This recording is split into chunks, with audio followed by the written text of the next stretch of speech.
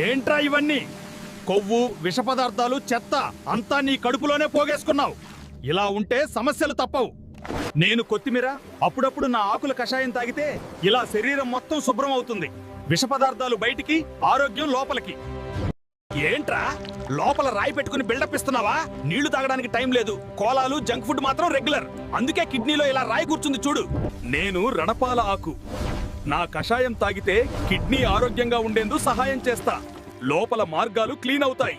నేను శనగ బెల్లం ప్రతిరోజు ఖాళీ కడుపుతో తింటే 15 రోజుల్లో శరీరం 5 రెట్లు బలంగా అవుతుంది. బలహీనత పారిపోతుంది. అర్థమైందా? నేను వెల్లుల్లి ప్రతిరోజు తింటే బలం పెరుగుతుంది, మగతనం మేల్కొంటుంది, బలహీనత పారిపోతుంది, శిలాజిత్ లాంటి ప్రభావం వస్తుంది. అర్థమైందా?